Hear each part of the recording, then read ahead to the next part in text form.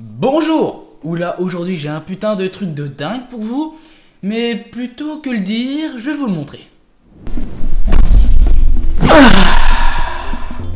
Ok OBS, scène 1. Ok OBS, scène 2. Ok OBS, caméra. Ok OBS, mute-moi.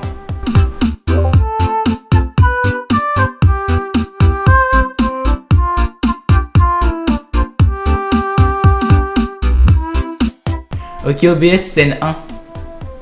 Ok OBS, clavier. Ok OBS, manette. Ok OBS, manette. Ok OBS, souris. Ok OBS, souris. Et oui, j'ai tout simplement réussi à contrôler mon stream à la voix. Mais c'est génial! C'est incroyable! Vous vous rendez compte?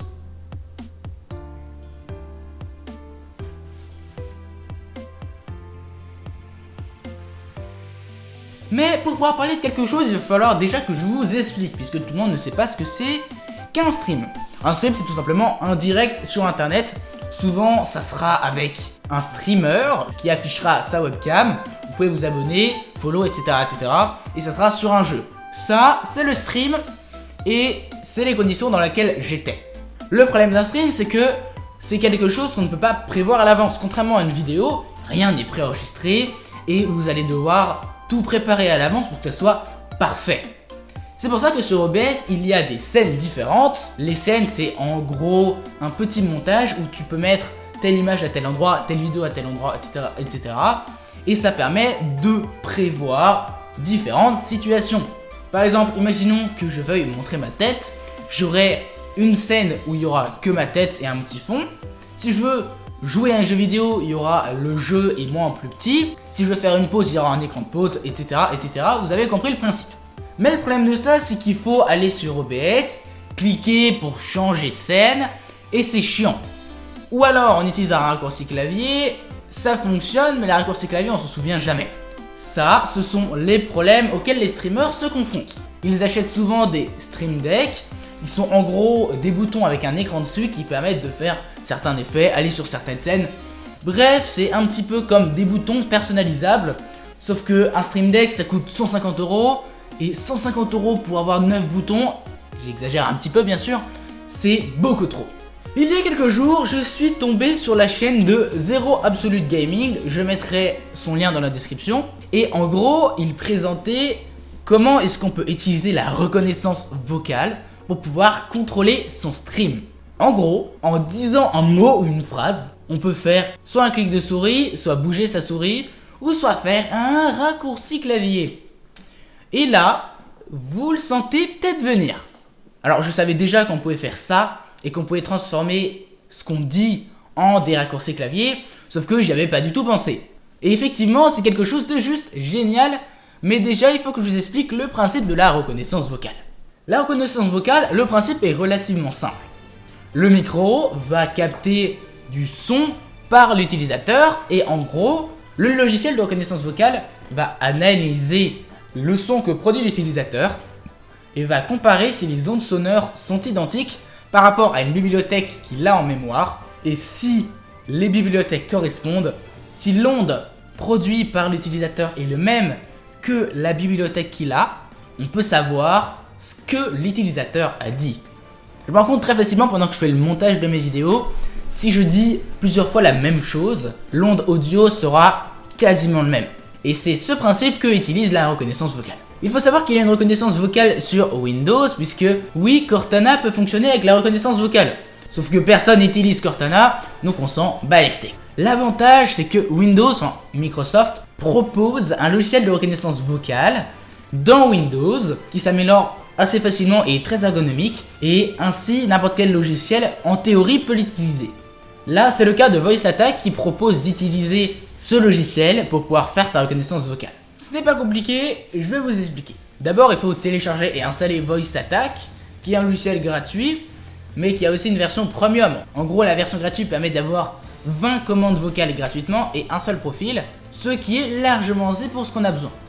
Une fois qu'on l'a installé, on va tout simplement aller dans les paramètres, Puis on va aller dans Recognition, qui veut dire à peu près reconnaissance en français. On va sélectionner la langue qu'on va utiliser dans le Speech Engine pour que le moteur de reconnaissance vocale puisse savoir en quelle langue on va parler. Et en gros pour pouvoir comparer ce qu'on dit par rapport à la bibliothèque de son qui vient de Microsoft. Et ensuite on va pouvoir entraîner cette reconnaissance vocale pour qu'elle puisse deviner et ainsi faire des commandes par rapport à ce qu'on dit. On va aller dans Utility et Speech Engine Training. En gros, c'est le module d'entraînement proposé par Microsoft pour son logiciel de reconnaissance vocale. À partir de là, il y aura un petit texte et donc vous allez tout simplement devoir répéter ce que vous dit de dire le logiciel d'entraînement vocal. C'est pas compliqué, il va tout simplement analyser ce que vous dites, le comparer par rapport à la bibliothèque et ainsi il va pouvoir s'adapter à l'accent, à la façon de prononcer et en gros la façon de parler. C'est très important puisque c'est comme ça que le logiciel va pouvoir détecter la voix.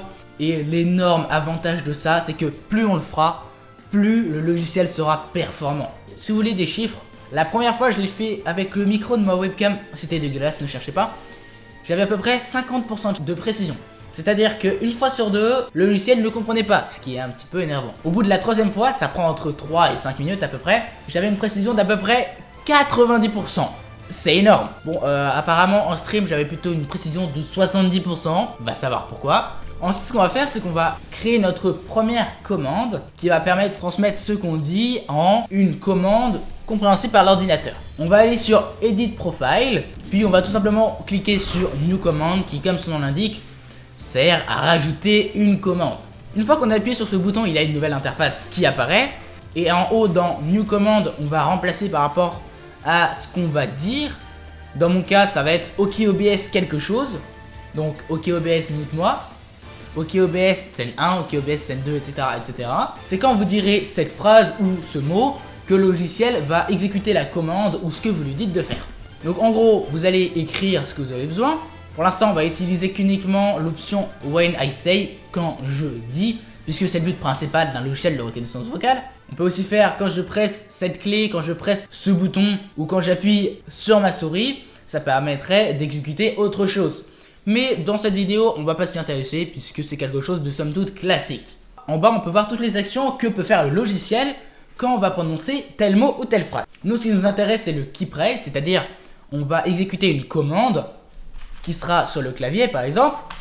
On peut aussi faire une action du type souris, genre clic gauche de la souris, clic droit de la souris, bouger la souris, et on peut faire plein d'autres choses.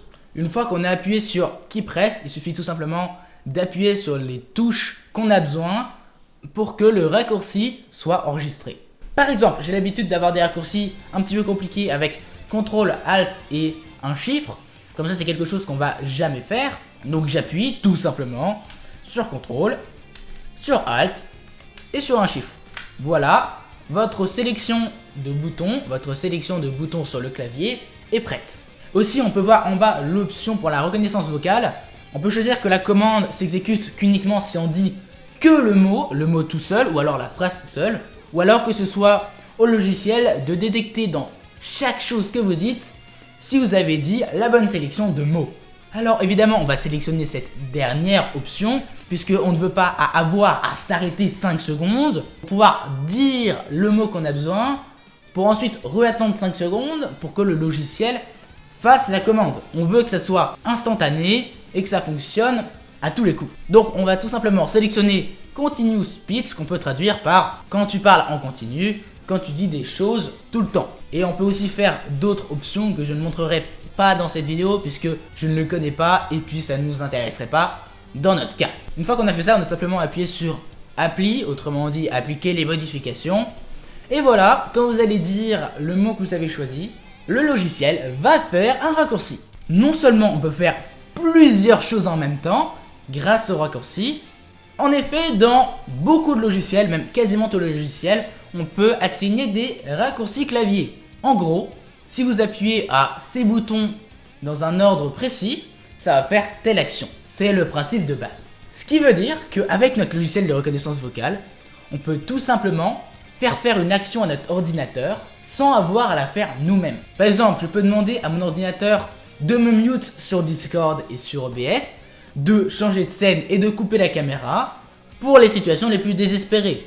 Je vais même pouvoir dire une commande du type OBS mute-moi pour que je sois mute sur toutes mes applications qui ont des raccourcis clavier, à tout hasard Discord, OBS et votre jeu par exemple CSGO.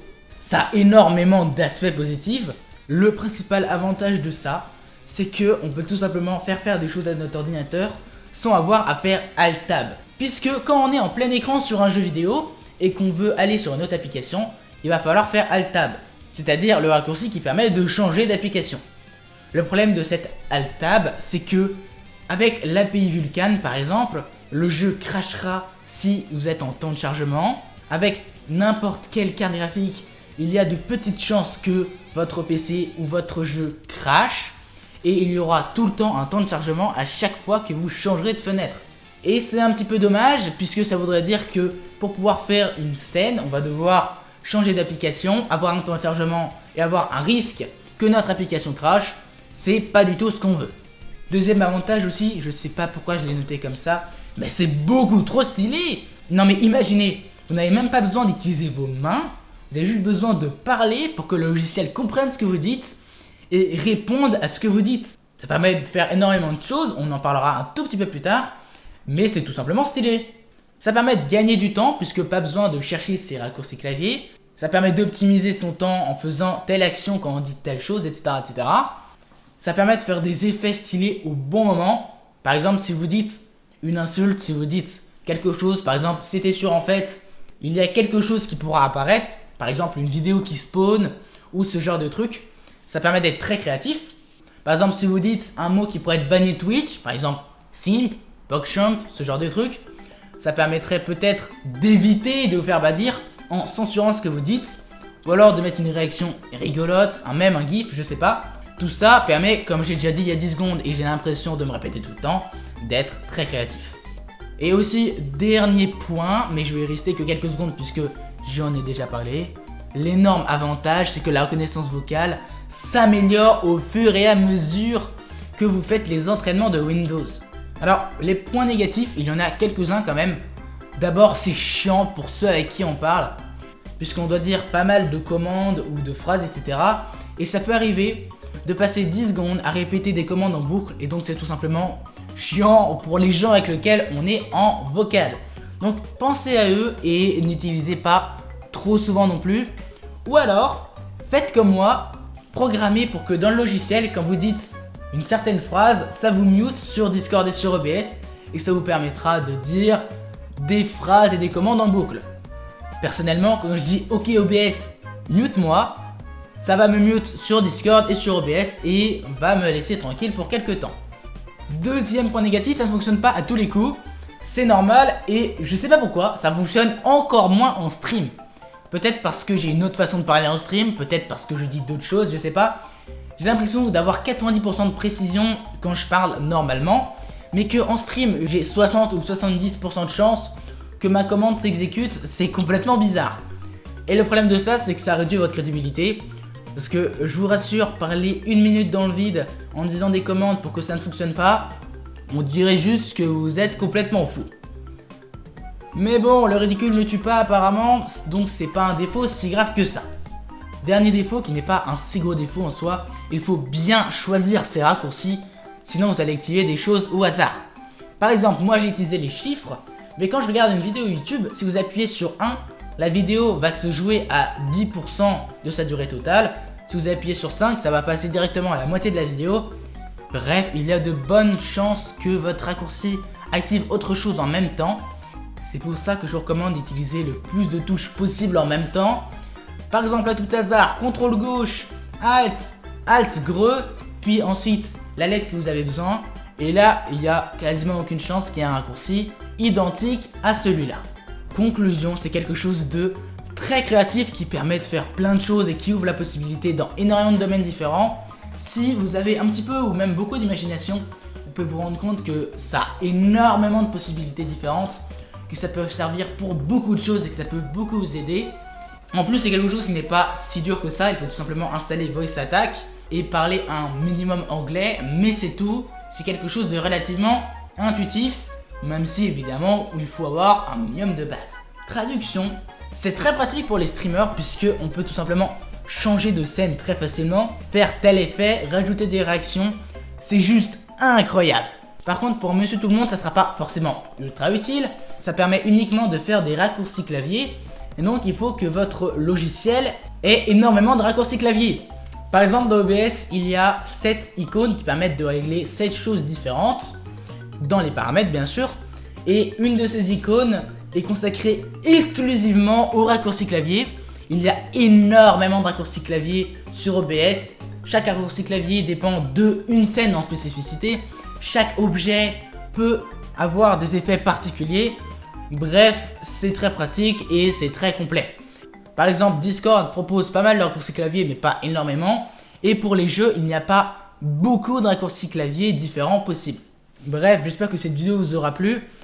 Pour réagir à ma vidéo où je vous explique les différentes façons d'écrire une vidéo, cette vidéo a été faite en semi-impro. J'ai juste écrit certaines lignes sur LibreOffice. Et j'espère que le tout ne rendra pas trop chaotique. Bref, abonnez-vous à ma chaîne YouTube. C'est comme ça que vous me soutenez et ça me permettrait de faire des choses encore plus ambitieuses au fur et à mesure du temps. Rejoignez-moi sur Twitch ou sur YouTube. Je fais un stream minimum par semaine. En général, il y en a beaucoup plus. Ces derniers jours, j'en ai fait beaucoup trop. Vous vous en êtes sûrement déjà rendu compte. Rejoignez-moi sur Discord si vous avez une question ou un truc à me poser. Lien dans la description, bien évidemment. Toutes les musiques sont aussi dans la description. Il y a pas mal de choses dans la description. Bref, salut à tous, c'était Screeny. Ciao, passez une bonne journée.